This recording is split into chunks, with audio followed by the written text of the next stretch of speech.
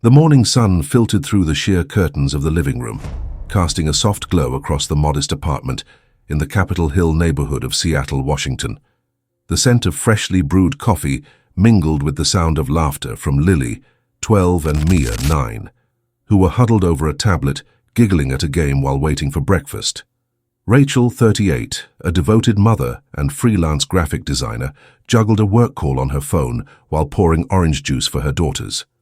Her auburn hair, tied up in a messy bun, swayed as she moved through the kitchen, trying to keep the morning routine on track. Tight project deadlines kept her up late, and the exhaustion was evident in her eyes, but she flashed a smile at the girls, determined not to let them see her fatigue. Mark, her 40-year-old husband, a well-known nutritionist in the area for his personalized coaching, was already dressed to leave. In a navy polo that highlighted his athletic build, earned through years of gym dedication, he grabbed his gym bag, glanced at Rachel, and said with a tone that mixed haste with something sharper, "You're not getting ready to go out? It's getting late." Rachel, in a loose hoodie and comfortable sweatpants, felt a pang in her chest but responded with a forced smile, saying she'd stay home to finish a project. "You should take better care of yourself, you know. You're looking like you've given up on everything," Mark added, gesturing at her hoodie, which hid the curves she no longer recognized as her own. His words cut deep, like a sharp knife, but Rachel just lowered her gaze, focusing on the girls who were now debating a funny video. Mark left without another word, leaving a heavy silence in the air. In recent years, Rachel's life had become an endless race. Between caring for Lily and Mia, meeting demanding clients' needs, and keeping the household in order, she'd let self-care slip away. The mirror, once reflecting a vibrant woman full of energy, now showed a version of herself that felt faded. The extra pounds she'd gained after Mia's birth, combined with daily stress, made her avoid lingering on her reflection. Yet Rachel still loved Mark. She remembered the days when he looked at her with admiration, their walks along the Puget Sound, the promises of a shared future. She believed that, with time, he'd see the woman she once was. But that morning, something shifted. Mark's words didn't just hurt, they sparked something. Rachel grabbed her phone and, instead of opening the food delivery app she'd relied on during hectic days, searched for home workout videos. "It's not just for him," she thought, as the girls ran to their room laughing loudly. "It's for me." She didn't know it, but that moment marked the start of a journey that would transform her life. While preparing lunch, Rachel reflected on the past few months. Mark had grown increasingly distant. Their conversations, once filled with dreams and laughter, were now reduced to routine remarks or veiled critiques. He spent long hours at his clinic, always citing new clients as the reason, but something in his tone unsettled her. Rachel tried not to dwell on the worst, but insecurity loomed like a shadow. She recalled how he used to compliment her, calling her his Pacific muse for her joyful spirit that lit up any room. Now those compliments were distant memories, replaced by disapproving glances. Still, Rachel wasn't ready to give up. She thought of the girls, the family they'd built, the happy moments they could still share. She decided to try reconnecting with Mark, perhaps by showing him she could still be the woman he admired. That afternoon, while working on a logo for a client, she opened a playlist of classic rock songs that always lifted her spirits and began planning small changes. "I'll start slow," she thought. "Walks by the waterfront, better eating, taking care of myself." She had no idea the path ahead would be far more challenging than just shedding a few pounds. At the end of the day, when Mark returned home, Rachel tried to spark a conversation, asking about his day. He responded with one-word answers, his eyes glued to his phone. "Busy day with clients?" she asked, keeping her tone light. "Always," he replied, not looking up. "You should come to the clinic sometime, get a consultation, fix your diet." The comment, cloaked as concern, felt like another jab. Rachel swallowed hard but chose not to respond. Instead, she stood, went to the bedroom, and pulled out an old notebook where she used to jot down design ideas. On a blank page, she wrote, "For me, for Lily, for Mia." It was a reminder, a pact with herself. She wasn't changing to please Mark, she wanted to feel alive again. That night, as the girls slept, Rachel searched for healthy recipes and beginner workout videos. She found a YouTube channel with 15-minute workouts, perfect for her chaotic schedule. "It's a start," she whispered, feeling a mix of fear and excitement. The next morning, Rachel woke early and, before making breakfast, laced up an old pair of sneakers and headed out for a walk. The Seattle waterfront was calm, with the water reflecting the orange sky. Each step felt like a small rebellion against Mark's words, against the version of herself she'd left behind. As she walked, she thought of her daughters, Lily, with her curious nature, always asking about her mum's work, and Mia, who loved to draw and dreamed of being an artist like Rachel. They were her strength, her reason to keep going. When she returned home, sweaty but smiling, she felt something she hadn't in years: hope. Mark, leaving for the clinic, saw her come in and raised an eyebrow.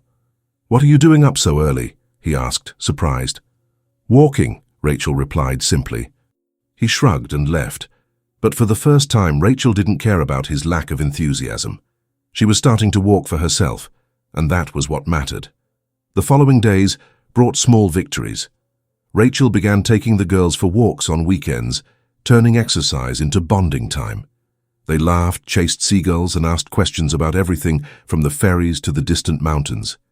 Rachel also started cooking healthier meals, swapping processed snacks for fresh fruits and vegetables from the local farmers market. The girls loved helping, and Mia, with her creative flair, gave dishes fun names like rainbow salad and superhero smoothie. Rachel felt she was rediscovering a part of herself lost in the chaos of life. But a shadow lingered. Mark. He grew more distant, and his critiques, though less frequent, still stung. Rachel began to suspect the problem wasn't just her. Something was off, and she was determined to find out what. Meanwhile, Mark continued his routine at the clinic, coaching clients on weight loss, muscle gain, or health improvement. He took pride in his appearance and reputation as a nutritionist. But in recent months, something had shifted. He was spending more time with Jessica, a yoga instructor at the clinic. Jessica was young, confident, with a smile that turned heads and an energy Mark found irresistible. Their chats during breaks had evolved into something more. Mark justified it to himself, believing he deserved someone who matched his vibe, someone who prioritized fitness and lifestyle like he did. He didn't see it as betrayal.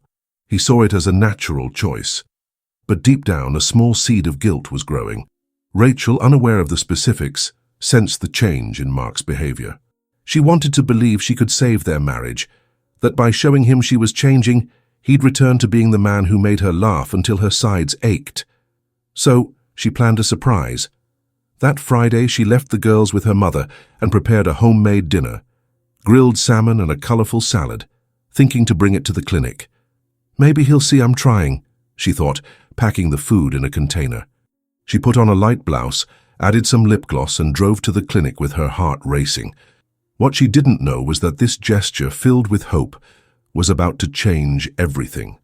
The Puget Sound breeze seemed to whisper courage as Rachel drove through Seattle's streets, her heart pounding with anticipation of surprising Mark.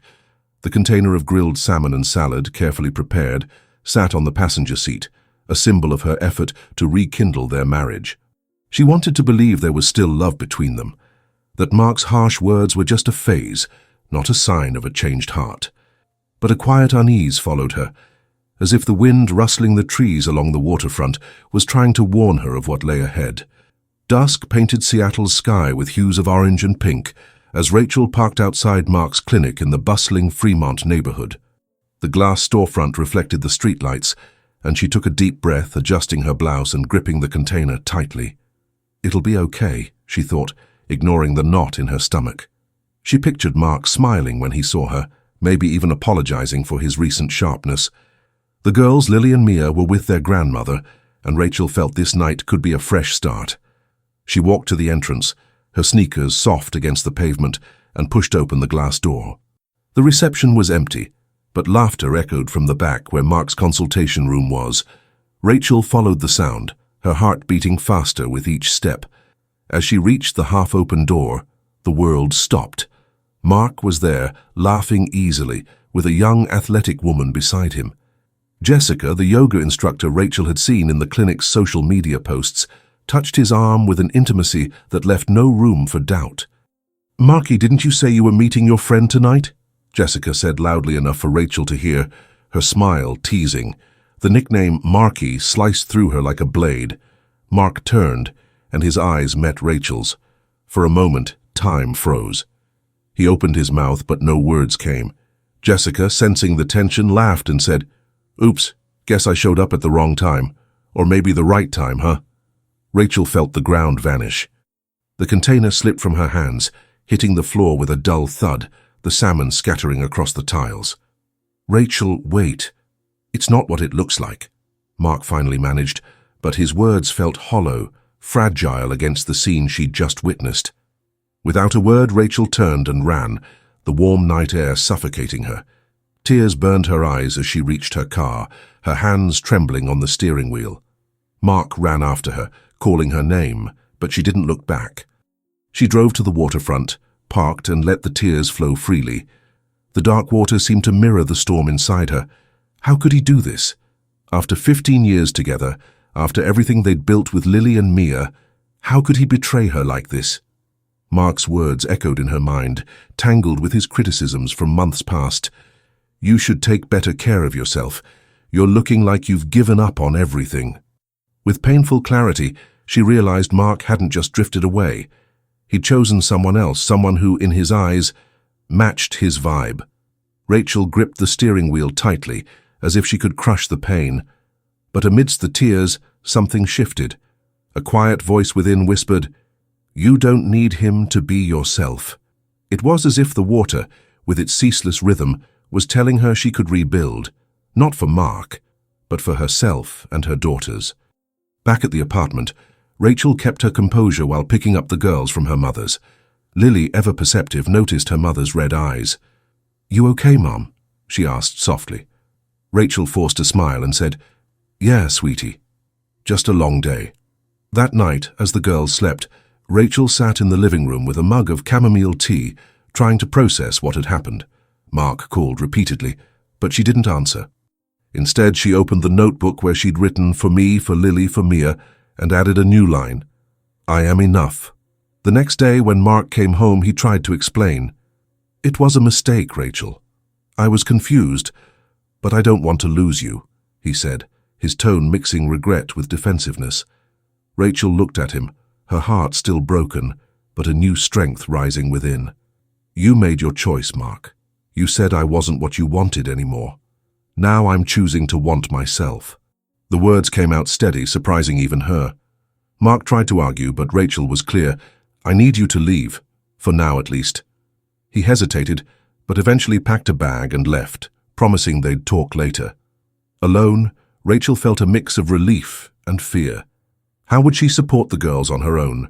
How would she explain this to them? But she also felt a freedom she hadn't known in years. The next morning, she resumed her waterfront walks, now with more determination. The sun shone brightly, and each step felt like an act of defiance. She researched nutrition not to follow Mark's standards, but to understand what her body needed. She hired a nutritionist, a kind woman named Laura, who helped her create a balanced eating plan with dishes she loved, like grilled fish tacos and salads with local berries. Rachel also joined a community dance class, something she'd always wanted to try but never dared. The swing and salsa classes were lively, and she laughed like she hadn't in years, feeling her body respond to the music and the group's energy. Lily and Mia, though missing their father, embraced their mother's transformation. Lily, tech-savvy, created playlists for their walks, while Mia drew colorful posters with phrases like "Mum's a rock star" to hang on the fridge. Rachel realized that even amidst the pain, she had a support network. Her daughters, her mother, and new friends from dance class. She started sharing her journey on social media, posting photos of her walks and healthy meals. To her surprise, her posts gained traction. Women from the neighborhood commented, asking for tips, praising her determination. "You're glowing, Rachel," wrote a neighbor. It made her smile, but it also made her think, if I can inspire someone, maybe I'm on the right path. Meanwhile, Mark moved into a small apartment downtown. He continued seeing clients at the clinic, but his spark was gone. Jessica, who initially seemed perfect, grew erratic. She demanded constant attention, criticized him when he didn't keep up with her fast-paced lifestyle, and flirted openly with other instructors. Mark, who once prided himself on his looks, felt insecurity creep in. He thought of Rachel, their shared laughter, the family movie nights. But he justified his choices, telling himself he deserved someone better. He didn't know the worst was yet to come. Rachel, meanwhile, felt each day was a small triumph. She'd lost a few pounds, but more importantly, she'd gained confidence. Dance classes helped her rediscover the joy of movement, and Laura's guidance taught her to eat with care, not guilt. She started wearing clothes that made her feel good, trading oversized hoodies for flowy tops that celebrated her evolving body. Lily and Mia cheered her on, and the three created a Sunday cooking ritual, making dishes like quinoa bowls and berry smoothies.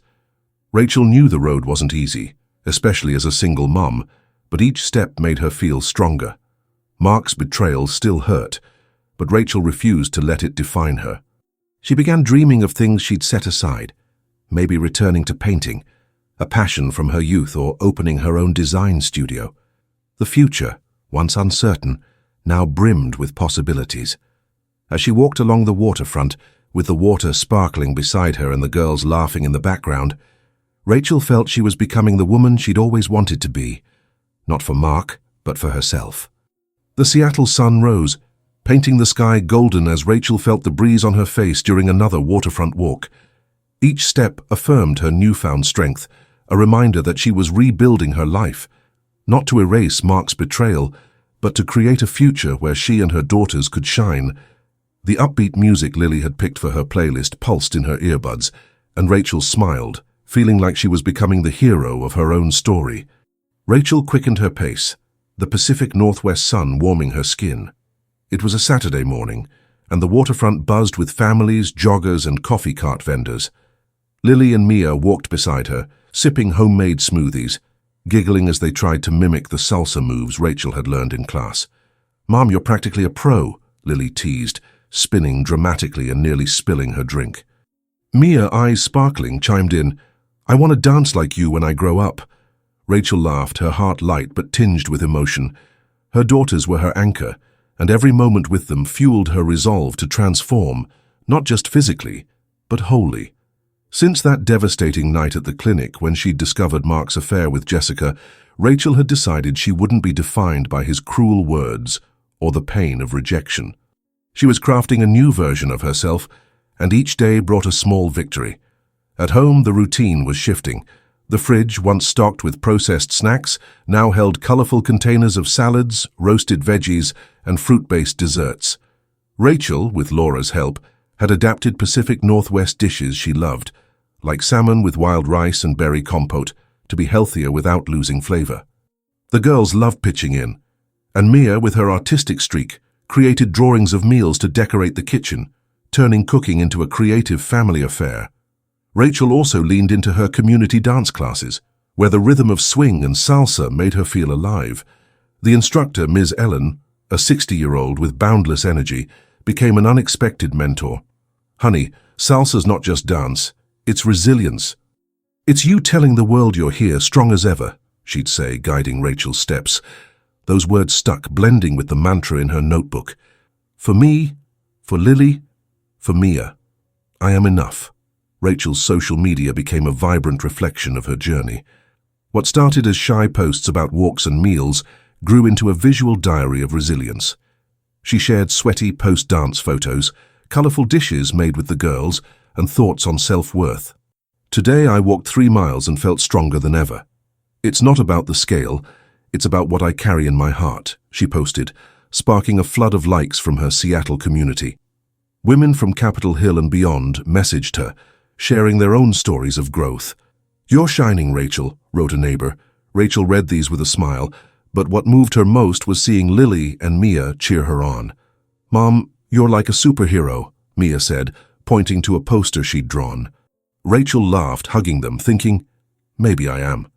While Rachel blossomed, Mark sank into regret and insecurity. In his cramped downtown apartment, life felt like a shadow of what it once was. The affair he'd justified as a quest for something better now haunted him. Jessica, who'd charmed him at first, proved unstable.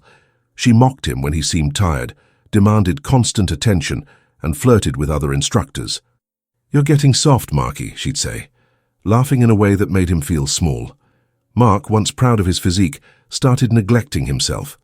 Balanced meals gave way to fast food, late-night burgers and beers. He skipped the gym, and the mirror reflected a tired man with dark circles and a growing waistline.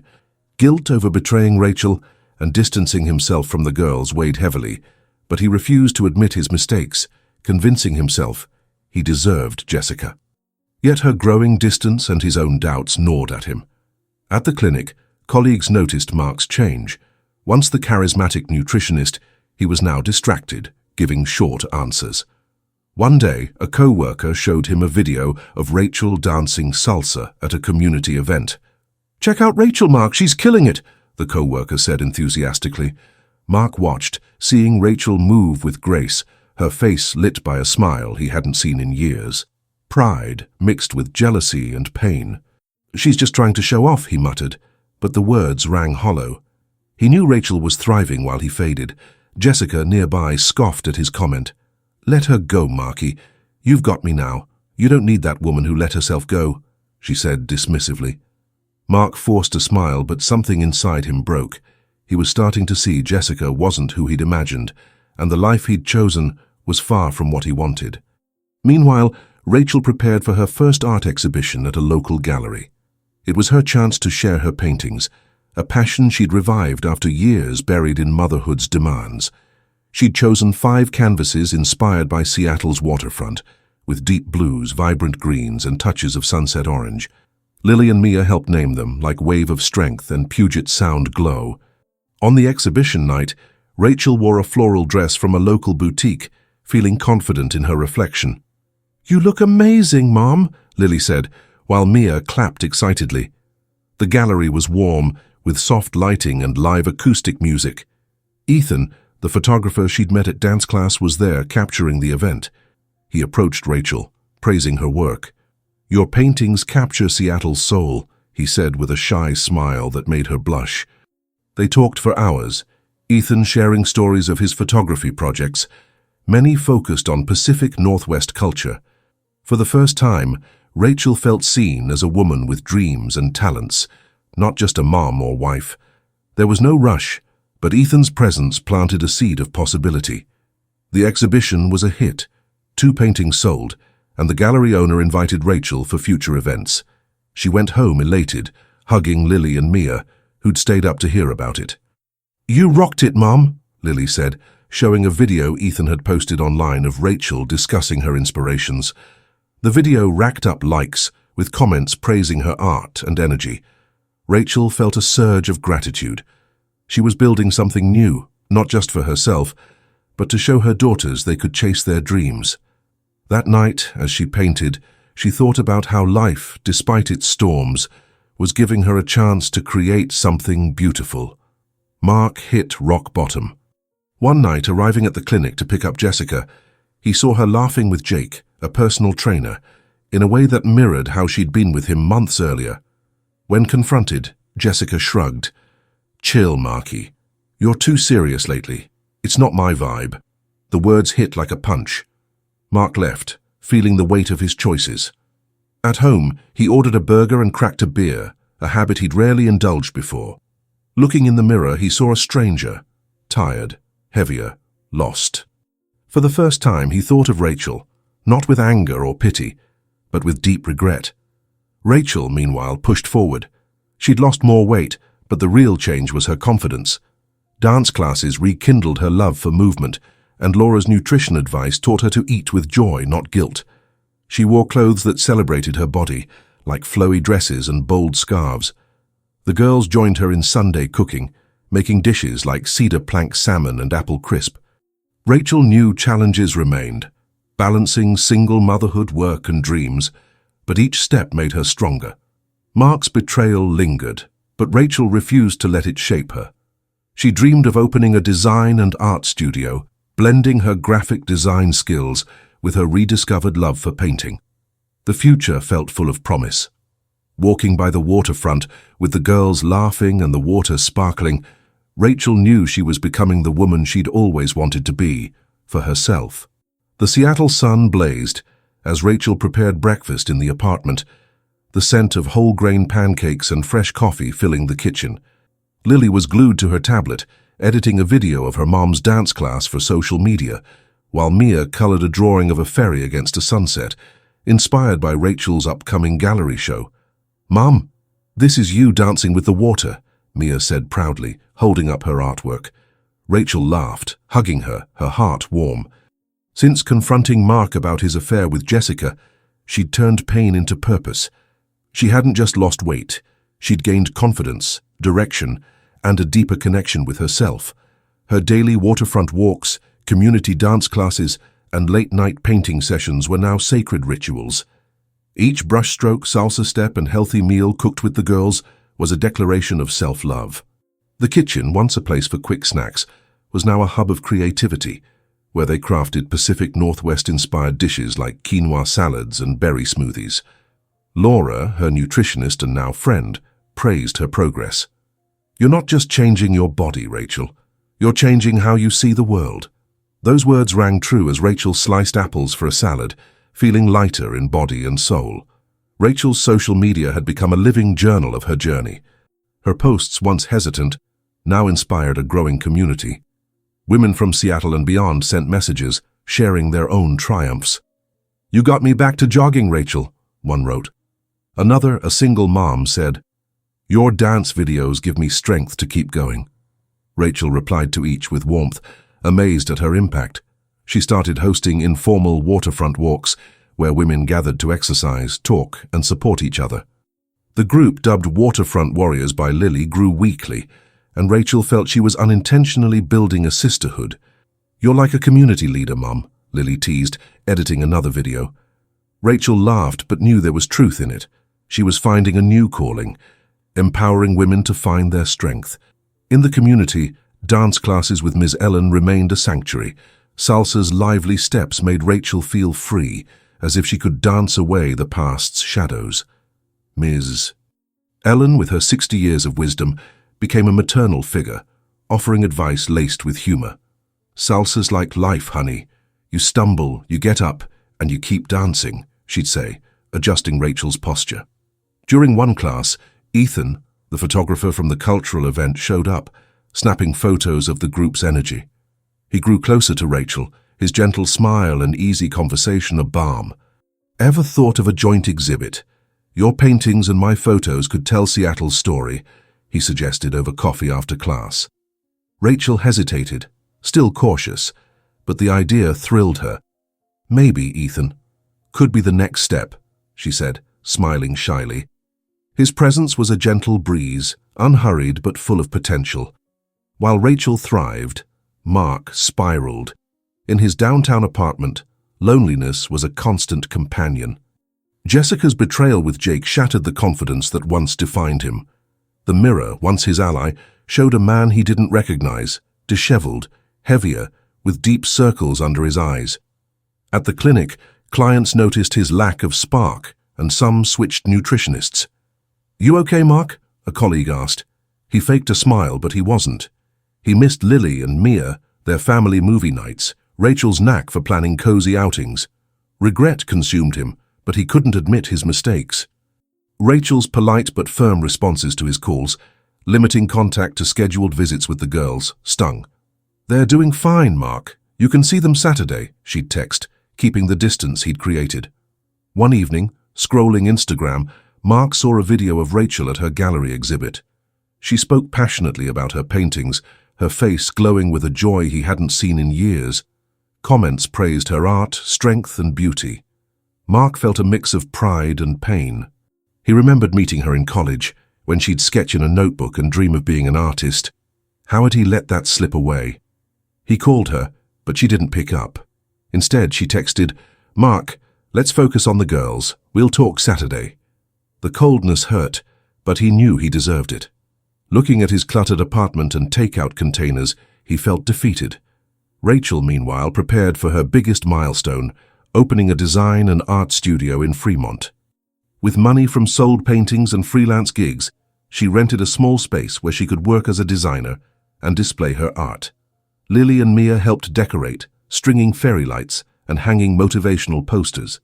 "This is Mom's Superhero HQ," Mia declared, taping up a drawing. Rachel laughed, tears in her eyes. The studio was more than a space, it was proof she could dream big. Ethan offered to photograph the opening, which drew friends, neighbors, and online followers. During the event, Rachel gave a brief speech. "This studio is for me, my daughters, and every woman who's felt unseen. We're stronger than we know." The crowd cheered, and Lily and Mia rushed to hug her, beaming. Her friendship with Ethan deepened. He invited her to cultural events, art walks, jazz nights, and Rachel felt at ease with him. One evening, strolling along the Fremont Canal, Ethan shared stories of growing up in Tacoma, watching his dad photograph local festivals. "You remind me of him, turning pain into beauty," he said, his gaze making her blush. She wasn't ready for love, but his respect for her pace made her feel valued in a way Mark never had. Ethan was a lighthouse, guiding without overwhelming. Mark tried to rebuild. Inspired by Rachel's posts, he started waterfront walks, but his resolve was weak. Without a support system like hers, he fell back into old habits: takeout, beer, sleepless nights. One evening he saw Jessica at a bar with Jake, her dismissal cutting deep. "You made your choice, Marky, let me make mine." Alone, Mark looked at an old photo of Rachel, Lily, and Mia from a Pike Place market outing, tears falling. He knew he needed to change, but the path seemed daunting. Rachel's star kept rising. Her art workshops for kids were a hit, with Mia joining every session, while Lily filmed promotional clips. Rachel also began speaking at schools about self-esteem and creativity. Lily and Mia tagged along, proud, and started their own art projects. Rachel felt she was truly living, not just surviving. The waterfront, with its endless ebb and flow, mirrored her journey. Sometimes calm, sometimes rough, but always moving forward. Challenges remained, balancing motherhood, work, and dreams, but she knew she could handle them. The Seattle morning was a vibrant display, the sky blending blue with the emerald water. Rachel, now 38, felt the salty breeze on her face as she walked the waterfront, Lily and Mia racing ahead, splashing in shallow waves. Her Fremont studio had become a community hub, bustling with design clients, art workshops, and exhibitions. Her paintings, vivid with Seattle's colors, gained recognition in local galleries, and her talks on resilience drew crowds. "Mom, you're gonna be famous?" Mia teased, waving a poster for her next workshop, adorned with a heart and "Art is Love." Rachel laughed, hugging her, saying, "Not famous, sweetie, just spreading a little joy." But she knew her journey was inspiring more than she'd imagined. Her social media, now with thousands of followers, connected women across the Pacific Northwest who shared stories of strength, inspired by her posts about dance, art, and resilience. The Waterfront Warriors now hosted events like craft fairs and free dance classes, with Rachel as an unplanned leader giving voice to those around her. In the studio, life was busy but purposeful. Mornings were for design clients, creating campaigns for local businesses, many run by women. Afternoons meant kids' art workshops, where Mia shone with her drawings, while Lily filmed videos to promote the studio. "You're a director, Lily," Rachel said proudly, watching a clip of herself painting to jazz. Nights were for painting, capturing Seattle's essence: the waterfront, Pike Place Market, the Space Needle at dusk. Each stroke celebrated her strength, proof that Mark's betrayal, though painful, had led her to rediscover her light. Ms. Ellen often visited, bringing coffee and stories that made Rachel laugh. "You're dancing through life now, not just salsa," she'd say wisely. Rachel knew it was true. She wasn't just dancing, she was living with unmatched intensity.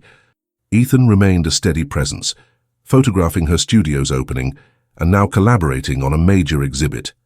Colors of Seattle, blending her paintings with his photos to celebrate the city's culture. At the event, held in Pioneer Square during a cultural festival, the venue buzzed with live music, food trucks, and energy. Rachel, in a vibrant blue dress evoking the Puget Sound, spoke about her art, while Ethan shared his photos. They announced that proceeds would fund community programs, like Rachel's workshops earning loud applause. Lily and Mia hugged her, tears in their eyes. Mid-event, Ethan pulled Rachel aside, handing her a photo album. It chronicled her journey, dancing, painting, laughing with the girls. leading the waterfront warriors. The final page showed her on the waterfront captioned, "The woman who turned Seattle into art." Rachel, teary, hugged him, saying, "You helped me see this, Ethan." He smiled, holding her hand. "You just needed a mirror, Rachel." Under the festival lights, she realized she was ready to open her heart, not just to Ethan, but to herself and the life she'd built. Months later, Rachel was invited to an international exhibition in London, showcasing her paintings alongside global artists. She took Lily, Mia, and Ethan, who photographed the trip. In London, she gave a talk on resilience, sharing her story to a moved audience. "Pain can break us, but it can also teach us to soar," she said, as Lily and Mia cheered. Mark, following from afar online, began to change. Inspired by Rachel, he resumed healthy habits, became a better father, and started a community clinic for low-income clients. He never won Rachel back, but found peace in being a better man. Back in Seattle, Rachel and Ethan launched a cultural center for art, photography, and dance, with programs for kids and women. Lily and Mia named it Waterfront Light, and the opening was a joyous mix of salsa, jazz, and tears. Rachel, with her daughters and Ethan by her side, looked at the water and knew her journey had led her somewhere unimaginable. She was no longer the woman Mark had judged. She was a force, an inspiration to all. The story of Rachel ended with a burst of triumph and new possibilities, but now we want to hear your opinion. Should Rachel open her heart to Ethan, the photographer who supported her and saw her true essence, or should she forgive Mark, who is trying to change and has acknowledged his mistakes? Leave your comments below and tell us what you think about her future. Don't forget to leave a like, and see you in the next video.